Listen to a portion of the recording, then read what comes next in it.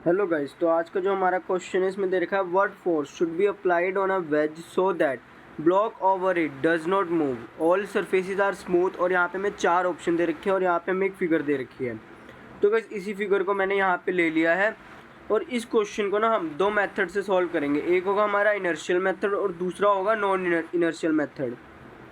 ठीक है, तो हम हमारा जो सबसे पहला मेथड है वो इनर्शियल फ्रेम ऑफ मेथड है। इसमें हम क्या करेंगे कि जो ऑब्जर्वर होगा वो आउटसाइड द बेज होगा, जो कि आप देख सकते हैं मैंने यहाँ बना दिया है, और वो इस ब्लॉक को देख रहा होगा और इस ब्लॉक का मास कितना है, स्मॉल एम। तो फिर अब क्या करेंगे कि ऑब्जर्वर इस स्मॉल एम ब्लॉक का ना एक फ्री बॉडी डायग्राम बनाएगा। तो पहले आपको सोचना है कि अगर आप इस ऑब्जर्वर की जगह होते तो आपको क्या दिखता है कि जो ये स्मॉल एम का ब्लॉक है ये ए एक्सीलरेशन से ये पॉजिटिव एक्स डायरेक्शन में जा रहा है। ठीक है, ये दिखता है आपको। तो ये आप देख सकते हैं मैंने यहाँ ये डायरेक्शन शो कर दिया और यहाँ पे हमने जो एक्सीलरेशन का सिंबल यूज़ किया है वो क्या है, स्मॉल ए।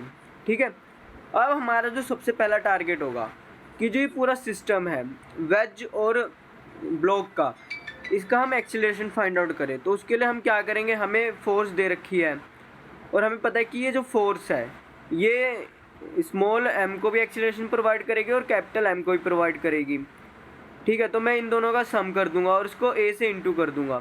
तो हम क्या करेंगे, अब हमें ए चाहिए, तो ये जो हमारा स्मॉल एम प्लस एम है ये एफ से डिवाइड हो जाएगा, जो कि आप देख सकते हैं मैंने यहाँ कर दिया। और यहाँ से हमारा एक्सीलरेशन आ गया है और यहाँ पे एक्सीलरेशन जो आ रहा है वो आ रहा है a is equal to F upon में स्मॉल एम प्लस एम, यानी कि ये वाली वैल्यू तो हमें मिल चुकी है जो कि आई है एफ एम प्लस में एम।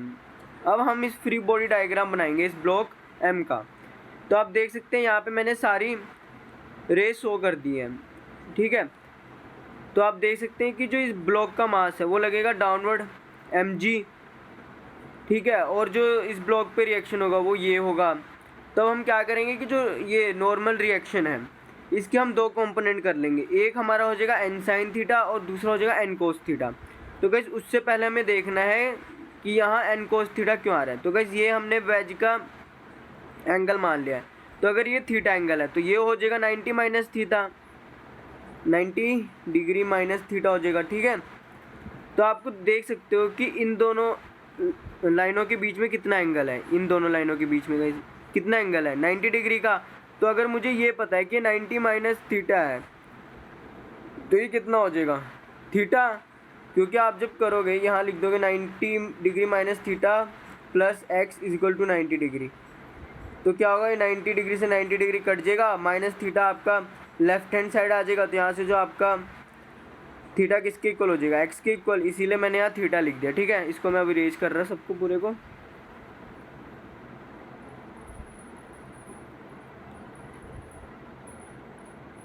ठीक है गाइस, और फिर अगर इधर एन कोस थीटा आ रहा है, अच्छा अभी यही हुआ है ना, तो गाइस इसको भी देख लेते हैं कि यहाँ पे थीटा कैसे आ रहा है। ठीक है, यहाँ पे थीटा कैसे आ रहा है। तो गाइस यहाँ पे हमें एक चीज़ नोटिस करनी है कि अगर ये 90 माइनस थीटा है, ठीक है, ये इतना एंगल, तो गाइस ये पूरा एंगल कितना होगा, ये 90 डिग्री है, तो आपको पता है यहाँ पे भी मेरा थीटा ही आएगा ये इतने एंगल में। गाइस कलर चेंज कर देता हूँ, ये जो गाइस येलो लाइन बनाई ना ये कितना हो जाएगा हमारा, ये भी थीटा हो जाएगा। ठीक है गाइस, अब गाइस हमें क्या करना है, अब हमें ये एन और एम जी जो साइन थीटा की ना इन दोनों लाइन के बीच का एंगल हमें पता है ये है 90 डिग्री। यहाँ पे गाइस इसका कलर ही चेंज कर देते हैं अच्छे से। तो गाइस आप देख सकते हैं कि ये पूरा एंगल कितना है, 90 डिग्री। आपको ये वाला एंगल पता लग गया थीटा है, तो ये कितना हो जाएगा, ये हो जाएगा 90 माइनस थीटा। ठीक है, अब आपको पता अगर ये 90 माइनस थीटा हो गया तो ये थीटा होगा, क्योंकि हम इस वाले लाइन को देखेंगे, अब एंगल को, इन दोनों लाइन के बीच के एंगल को देखेंगे, एन कोस थीटा और एन साइन थीटा को।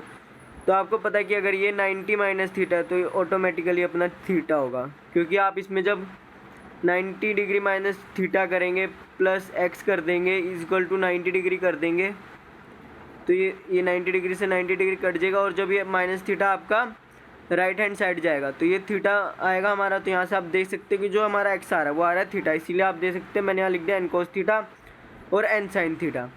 तो अब हमें यहाँ हम इस पूरे डायग्राम को देख के एक चीज़ तो पता लगा सकते हैं कि जो एम जी है वो किसके इक्वल है, एन कोस थीटा के इक्वल है। और जो ब्लॉक है, ये स्मॉल एम का ब्लॉक है, इसको जो ए एक्सीलरेशन प्रोवाइड कर रही है वो कौन सी फोर्स प्रोवाइड कर रही है, एन साइन थीटा की, ठीक है। इसलिए आप देख सकते हैं मैंने यहाँ लिख दिया N cos theta is equal to m g, और इसको मैंने फर्स्ट इक्वेशन माना है और इसको मैंने माना है N sine theta is equal to m a को सेकेंड इक्वेशन, ठीक है गाइज। ये आपको समझ में आ रहा है ना गाइज कैसे आया है। अगर आपको इस पूरे डायग्राम को देखना पड़ेगा कि एम जी को कौन बैलेंस कर रहा है, एन कोस थीटा, और एन साइन थीटा है वो इस स्मॉल एम वाले ब्लॉक को एक्सीलरेशन प्रोवाइड कर रहा है। और जब मैं एक्सीलरेशन को एम से मल्टीप्लाई कर दूंगा तो मेरी फोर्स आ जाएगी, यानी कि एम में मेरे किसके इक्वल हो जाएगा, एन साइन थीटा के इक्वल होगा। इसीलिए मैंने यहाँ लिख दिया N sine theta is equal to m में। और गाइज ये स्मॉल एम में होंगे, ठीक है, स्मॉल एम होंगे यहाँ पे। मैं इसको ठीक करके गाइज अपलोड कर दूंगा।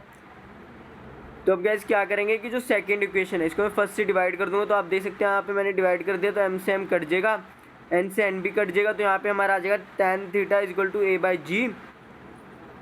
और यहाँ से हमारा जो ए आएगा वो आएगा जी tan थीटा। ए की जगह हम लिख देंगे एफ अपॉन में small m plus capital M is equal to a tan sorry guys is equal to g tan theta. और अब ये जो स्मॉल एम प्लस एम है, कैपिटल एम है, ये इससे मल्टीप्लाई होगा, तो जो हमारा एफ आएगा वो आएगा small m plus capital M into g tan theta. तो आप देख सकते हैं ये हमारा आंसर आ गया इनर्शियल फ्रेम ऑफ मेथड से। अब हम इस क्वेश्चन को करेंगे non inertial frame of method से। इसमें क्या होगा कि जो हमारा ऑब्जर्वर होगा वो अब इनसाइड द वेज होगा। तो आपको पता है कि जब हमारा ऑब्जर्वर इनसाइड द वेज होगा तो उससे जो ये कैपिटल नहीं स्मॉल एम का जो ब्लॉक है उसको ये रुका हुआ दिखाई देगा, ठीक है। तो वो क्या करेगा, वो इस ब्लॉक को देख के फ्री बॉडी डायग्राम बनाएगा। तो आप देख सकते हैं मैंने वो यहीं पे बना दिया है। इस ब्लॉक पे एक डाउनवर्ड फोर्स लग रही होगी एम जी, ठीक है। और यहाँ पे हमारा आ जाएगा ये एम जी साइन थीटा आएगा, क्योंकि आपको पता है ये एक हमारी यहाँ पे फोर्स आएगी एम जी कोस थीटा, ठीक है। वो मैंने बनाई नहीं है, उसकी अभी हमें ज़रूरत नहीं है, क्योंकि उसके बिना ही हमारा ये पूरा सॉल्व हो जाएगा क्वेश्चन, ठीक है। और ये एम जी साइन थीटा हो जाएगा। और इधर गाइस एक फोर्स लगेगी जो कि जिसको हम बोलेंगे स्यूडो फोर्स, क्योंकि गाइस हमें पता है कि जो ऑब्जर्वर है वो ए एक्सीलरेशन से पॉजिटिव एक्स डायरेक्शन में मूव कर रहा है। तो अब हम क्या करेंगे कि जो इसका एक्सीलरेशन है उसको उल्टा करके हम इस ब्लॉक को दे देंगे, ठीक है गाइस।